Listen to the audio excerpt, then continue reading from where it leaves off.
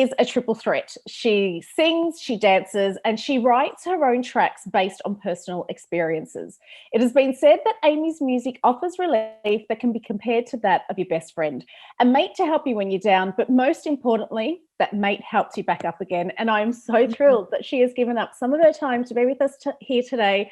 Amy, it is always such a pleasure to catch up with you.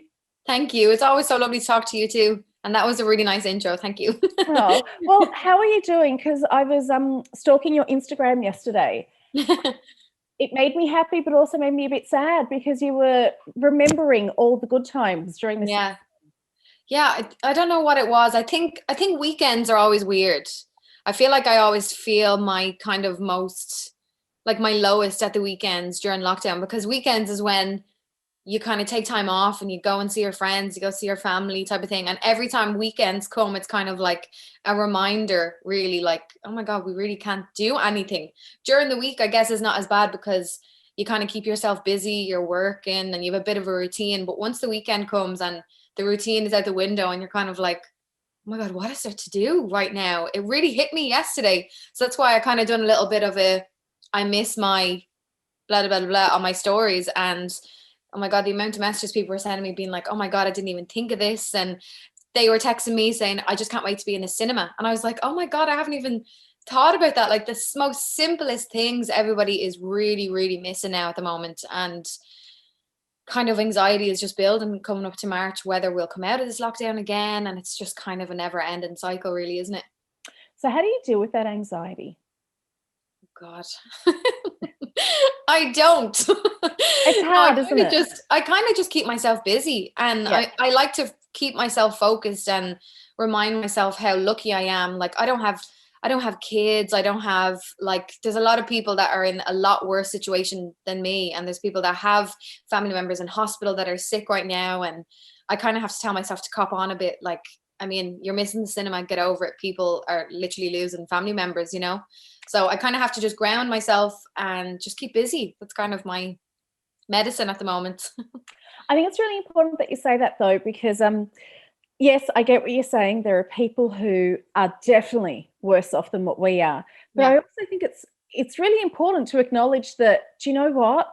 I am finding this tough. And just because your battle might seem insignificant compared to somebody else's battle, it's still very significant in your life. So it's important to acknowledge it and to feel it and not to feel guilty about feeling that way. Yeah, no, everybody is on their own journey. And whether you're going through something that's hard, the other person might be going through something else that's also hard for them. Everybody's situation is very different. So yeah, I think it's equally as important that I am being vocal about, like, I'm struggling, but also I appreciate that people are in worse situations, you know? One thing I'm glad that you have been doing is you have been turning to music. That must be a godsend right now, a savior for you. Yes, I've we had like a meeting the other day about kind of our plan of action for releases and stuff for this year. And we were kind of like, which one are we going to pick? Like there's so many songs. There's just too many. Because I mean, from last March, I was kind of like, do you remember, I don't know if you remember, obviously, when we first went into this lockdown madness, everybody was like, right, this is the time to work out. This is the time to be really productive. So I kind of threw myself in overdrive from then. I think around Christmas time was when I really kind of just took a break. So then January was really nice coming back into it because I had fresh ideas and things like that. So I've just been literally writing non-stop. It's kind of a problem now. That's a really good problem to have. It is. Can we go back a minute, and we'll come back to your current music in a sec, but I want to go back to probably about 8 or 9 years ago, because everyone's seeing Amy right now and they're going, oh my God, what an overnight success. It doesn't happen like that. Like usually an overnight success is 5 or more years in the making. Yeah. So when was that moment when you went, do you know what? Yes, I can sing, but I can actually turn this into my career? Because a lot of people think they can sing, but then they're brought back down to reality and go, actually, no. So when did you go, no, there's something special I have here? Well, I've been working trying to be in the music industry for the last 10 years. So it's absolutely by no means an overnight success whatsoever. I think it's funny because I try to actually think back when I did kind of flip that switch and make a decision like, okay, this is what I'm going to do. But it's hard because since I was a kid, like since I was like 5, I was just like, that's what I'm going to do when I grow up. Now, don't get me wrong, when I was up until I was about 17, I was just too afraid. I was like, this is what I want to do, but I don't know how I'm going to do it because I'm too scared. I wouldn't sing in front of anybody, like nobody. I wouldn't sing at family parties. I wouldn't sing at karaoke nights, nothing. I was just terrified. I would not sing outside my bedroom. So that's when I decided to do YouTube videos. And because I kind of found like I'm in my room on my own, like there's no one watching me. I found kind of confidence in that. And then little by little, kind of throwing myself into really scary situations, like just getting up and doing this, your confidence just builds. And then I was kind of like, well, I'm already here. I may as well keep going, you know? So yeah, it's kind of always just been something that I knew I wanted to do. But yes, there were times where I was like, I want to do this, but I don't know how I'm going to do it if I'm afraid to sing in front of people. And then like you get exciting things happening to you, like the producers of the X Factor come to you and they're like, Aimée, we want you to be a part of the show. And for about 3 years you go, no. Then you say yes, but it doesn't turn out the way you want it to turn out. Can you talk to me about that experience? Yeah, so that was such a weird, it was kind of, I'll explain the bad side of it and then I'll explain the good side of it. Yeah. So basically they were kind of contacting me for years. They've kind of got scouts that kind of source talent online and try and get them to come to auditions. And yeah, 3-4 years in a row, they were like, please come and do the X Factor. And I was like, it's just not what I'm interested in. And they were like, we can guarantee you get to the judges' houses type of thing. I was like, listen, it's just that kind of TV competition was just not really my thing. I just wasn't really interested in it. But then there was 1 year that I was kind of, I'm trying to think what age I was. I feel like I might have been like 21. And I was kind of thinking to myself, this is not moving quick enough for me. Like I was starting to get a little bit worried, like time wise. It's so funny thinking back, I was 21 and I was like, my career is over. So I was thinking to myself, right, like what's the worst that can happen? Like if I get a little bit of exposure, great, I'll just go with it. So I decided to go for it. And I did the auditions in Liverpool and in front of the judges, got all yeses. And there was kind of a lot of weird moments with cameras and stuff. My mom was going through treatment at the time. She was really sick. And I kept kind of side catching them videoing her standing around. And I was kind of like, I just pulled one of the producers. I was like, this is not why I'm here. Like, this is not happening. Like, so they want to tell your mum. They want to tell your mum's story rather than focus on your talent. Exactly. And I could tell by every question they were asking me was they were trying to build a sob story. That's what they were trying to build. And I just kept saying to them, if I'm not good enough for my talent, I don't want to be here. Like, it's just not, it's not happening. So I got a phone call like a couple of hours before I was due to get on a flight for the boot camp to say, if you're not willing to tell your mom's story, we're not interested in having you. And I said, okay, then bye. And hung up the phone, and that was it. Was the decision that easy for you? Yeah, it was that easy, 100%. And my mom was kind of like, bless her, like she was like, oh my God, this is an opportunity. Like, don't let me ruin it. Like if they really want to have me on it, I'll do. And I looked at her, I said, are you joking me? I said, if they're trying to use you for like a storyline, I said, you must be joking me. Absolutely not. So I completely turned it down. Fast forward to like 5 months later, I got an email from Universal, and then I ended up getting signed. So everything happens for a reason. It does. But that, like, how do you deal with the disappointment though? Because you were strong in going, this isn't what I want to do, right? But there had to be a part of you as well that was devastated. Oh, I was devastated. I really was, because I think when people make lots of promises to you and you're kind of thinking, oh my God, this is going to happen. But I've kind of, in a sad way, I've trained myself with rejection now at this stage, that when it happens, it really doesn't affect me, because I kind of go into every situation now not expecting things to happen, if that makes sense. So I keep myself grounded. I'm not kind of like, oh my God, this is going to be it. This is going to take off. I kind of just, well, let's just see how it goes type of thing. And it kind of just helps the rejection side of it then, you know? Does that make you a bit sad that you have to develop that thick skin and not be able to, like, are you still able to enjoy the moment when you have to go in with that mentality? Yeah, but I just think that's the industry I'm in. I think like it's forever going to be a competition. It's always a competition to see who gets in the charts, who gets booked for this job, who gets booked for this magazine, blah, blah, blah.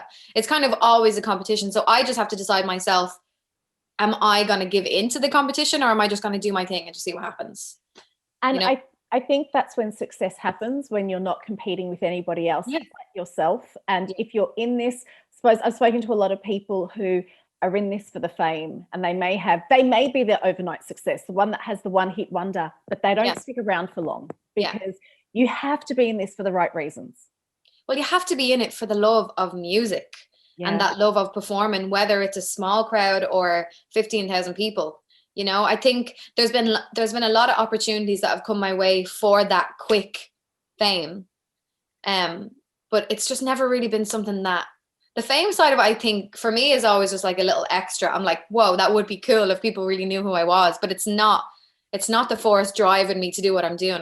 I'm doing this because my dream is to be walking down the street and someone to go, oh my God, I love that song, or people singing the words to my songs, you know? So yeah, the fame. Sorry. How does it feel? Because you write from such a personal place, right? So we are so vulnerable when we put it out there. And like, I know I keep diaries. I'm not very good at them, but I try to keep a diary. And I have my innermost feelings there, and I don't want anybody to read them. But not only are you putting your innermost feelings out there, you're putting them out there for us to connect with them and then sing them back to you. How does all of that feel? Is there ever a time where you just go, no, this is too much, I can't share this? I think the hardest one was the song that I wrote about my mom. That was a difficult one. And I was kind of like, I had to ask myself, like, if I release this, am I willing to keep talking about it in interviews? Like, am I going to be able to perform it? Like, I've only ever performed that song once live. Is this I'm Okay? I'm Okay, yeah. Yeah. And it was kind of like the hardest song for me to ever sing live. So I kind of, in my mind, I'm never like, okay, let's add I'm Okay to the set list. I have to really, it's kind of an on the day thing. Like, am I all right to sing this song today type of thing? But in saying that, the rewards that come back from it are messages of people saying, oh my God, I needed this. And I remember when I was a kid and I was a teenager going through kind of insecure ages and things like that, I think of songs that actually helped me in that time. There's nothing more powerful than listening to a song and thinking, oh my God, this was written for me. Oh my God, every word in this song was written for me. So that's definitely rewarding. But yeah, there are, of course, times when I'm like, oh God, this is just, I just don't want to cry. You know, I don't want to cry when I'm on stage. But I kind of enjoy that, releasing my kind of secrets or my diary entries to the world, because again, when you open up to people and you're honest, it's 10 times more rewarding, because people really get to know who you are. And everybody, like, there's always going to be somebody else that's feeling the exact same as you. And you start conversations, as you said, you know, we never know where we're going to find solace. And especially when it comes to grief, I think it's such a tough thing to go through. And you sadly did lose your mum a couple of years ago. And for you to put that song out there is really important, because I think when it comes to grief, we're not very good at talking about it. And we're not very good at, like, it's one thing to be going through it, but it's like, people aren't very good about asking you about it either. So like, it's this vicious cycle. Like, how do you deal with the grief? Yeah, like, I remember this is what inspired the song. Was I noticed for like a good year, like I'd say just almost a good year after my mom passed away, everybody that was like, how are you doing? And I was like, I'm grand. Listen, I'm grand. I'm busy. That was like, I just constantly brush it to the side. And it got to a stage where I then had to keep up that mask, and I had to keep up that, like, that I'm okay. And that's what inspired the song. Like, I'm okay not being okay. Like, this is a really, really hard time in my life. And I kind of selfishly would go in and out of these kind of like, oh my God, like, it's so unfair. People get to go for coffees with their mom and I don't have my mom. And selfishly thinking, oh my God, I'm the only one that's going through this. But there's not. Like, everybody has lost somebody in their life. Do you know what, I suppose as well, when it comes to grief, I think something that we all need to talk about as well, everyone goes, for the first year, people tend to be there for you. And they're like, you're okay, what can I do? What can I do? And it's like, Aimée, it's been a year, you need to get over it now. And it's like, no, it is something that will be with you forever. Like, I know people who have lost people who are very important in their lives, and it's been 10 years and something will happen and they'll be upset, and people have turned around and gone, you should be over it by now. It is not something that you learn to live with it, but it's still painful. I'll forever be changed by that. Since then, I'll never be the same person again. But I had to decide in myself, am I going to allow myself to be a better person or a broken version of myself? And I know my mom, and I know that she would want all of us to be a better version of herself, because we seen somebody that all she wanted was to live. That was it. So when there's stupid little things that, like, I think back, I'll never forget. There's little things that kind of just stick in my mind. I'll never forget. I was getting ready for a night out, and I walked into the sitting room, and I was like, "Mom, is this all right?" type of thing, like standing there. And she was like, "You look gorgeous." I was like, my hair is wrecking my head. Look at the state of it." And she looked at me, and she was like, "Are you serious?" It was when she didn't have her hair, and she was looking at me like, "Really, your hair isn't bit?" And I remember two of us just burst out laughing, and I was just like, you're right, I sound so ridiculous. I think when you go through something like that, of course it's going to change you, but like that, it's taught me so much. It's made me just be so grateful for things, and it's really humbled me about a lot of things and made me realize this really isn't a big deal about a lot of things that I would have stressed about, And has it also helped you find your voice, especially in this industry where you walk into a room, Aimée, and you could be the only girl in the room, you could be the youngest person in the room, and as a result, people think they can silence you. Yeah. How have you been about finding your voice? Yeah, I think, see, I'm very, it's a negative trait I have, but I'm a little bit of a people pleaser. But I have definitely been in situations, where it's been kind of that boys club, nobody's listening to me type of thing. And I'm definitely getting better at it. I've had a few situations where I have actually spoken up and kind of scared myself. I was like, whoa, you did that. Scared yourself in a good way. Yeah, in a good way. Yeah. And I think the problem is I was always thinking in my head, don't let people think you're a diva. Oh my God forbid. Like, if you speak up and if you say, I don't like that actually, or that's not what I asked for, oh God, I don't want to be considered a diva. And I can say, yeah, that's like something I've learned from, and I'm not doing that anymore. But it's very hard when you're in the moment and you've 6 men looking at you as if to say, like, who does she think she is? It's quite hard. So it's definitely something that I'm still working on. Yeah, we need to change diva to a term of empowerment, and not, like rock star for a man is like, oh my God, look at him. He knows what he wants. Whereas when diva is thrown out, it should be like, you are a queen, you are amazing. Whereas diva has negative connotations. Yeah. We should all be divas. Yeah. We should all take control of what we want in our lives. Yeah, no, it's either you're a diva or you are a boss if you're a man, So, I mean, yeah, it's just, it is our job as females in the industry to make that effort to speak up and say, but it's also the men's job to hear us. Yeah. Change, we can't just keep having to explain ourselves all the time, And this is why I love when women come together, and it's not excluding men. I think we need to work together with men as well. Yeah, but when women come together, we can achieve so much. And you did that at the end of last year with Women in Harmony. You blew everyone away with the rendition of Dreams. What was it like to be a part of that collective and still be a part of that collective? Yeah, I think that was the best thing that came out of last year. It really was. I think in a time where we could feel the frustration building in all of us women, like we could feel it.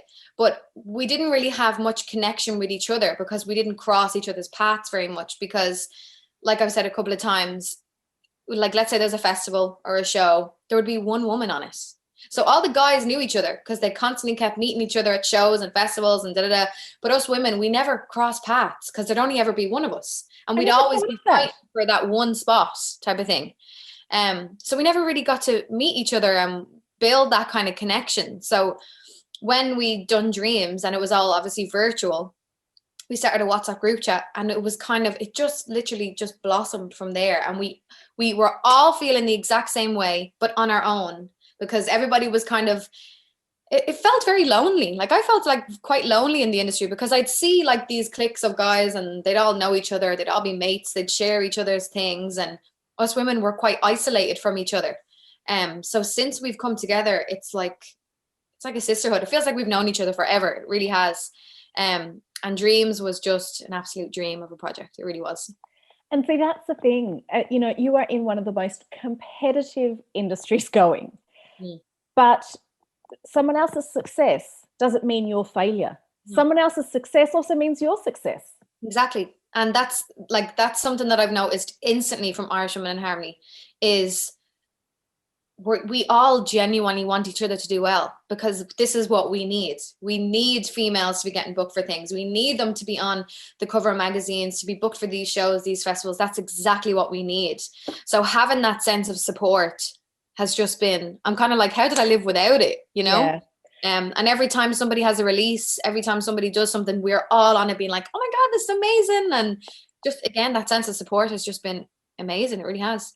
And this is where I think it's important that everyone in their life, whether it be a personal thing or a career thing, have a mentor, someone that you could turn to for advice, and then for you to be someone else's mentor. Yeah, for sure. And I think that's why we're all so vocal on social media about things like that. Because we do know the younger generation are watching, and we need things to be moving quicker at the same time. It is all great that we're now talking about women in music and it's something that people are talking about, but we need more action now. Definitely more action. And especially when you're releasing amazing music like you are. You mentioned there you've got quite a few tracks. So what's going on? Your EP Confession did so well. Do we have a debut album on the way? Not yet. So what I'm going to do is I'm going to just be releasing singles this year. Yep. Just because of the times that we're in. When I do finally get to release my album, I want it to be something that I can go into a room and hug people and listen to it and share it in a crowded room of people. So I'm definitely going to hold off for that. So at the moment, I'm just going to be releasing singles. And they're all very different to what I've been doing so far, which I'm excited about. That's brilliant. You know what? In the music industry, you're no longer boxed into one category. It used to be if you released pop, that's all you were, a pop artist. But now you can be whatever you want. You just release the music and we'll listen. Yeah, it's great. I think you just have to just go by your own inspiration. Yeah. Like I've never really felt like, oh, I can't add that in. That sounds too country, or I can't add that in. It's too 80s or whatever. That's not really the case anymore. I think it's just whatever feels good and whatever you think sounds good for the track, that's what you do. So yeah, it's quite freeing in that sense. Yeah, well, I cannot wait to hear what you've got coming. I also can't wait to watch you perform live. Hopefully you're headlining Whelan's by the end of the year. So September, the Whelan's has actually changed to the Academy. We've upgraded to a bigger room, so please. Oh my God, how exciting. And do you know what I love about you? As I said at the beginning, you are such a triple threat. You write your own music, you perform your own music, but oh my God, you get such a show when you're there, because your dance routines are fabulous as well. Thank you. I can cook as well. Add that to the list. Oh, wow. That is huge. There we go. Quadruple threat. Before I let you go, what's the best piece of advice you've ever received?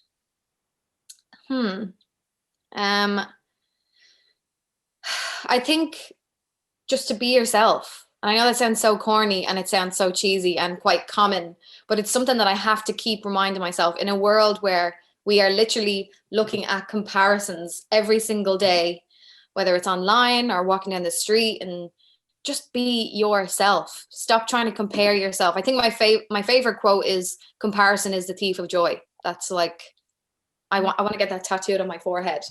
So yeah, just be yourself and stop comparing yourself to other people, and whatever you enjoy musically, like if you're a young songwriter or upcoming artist, just, I know you're going to have a team around you that are going to tell you like, this is what you should be doing, this is what you should be doing. But if it doesn't feel right for you, you have to just not do it. Because if it's not authentic and if it's not yourself, it's just not going to work. So be yourself. Well, Aimée, you keep doing you and shining in your own way, because the sparkle you're putting out into this universe, I am absolutely loving. Thank you so much for your time. Thanks so much for talking to me. Thank you.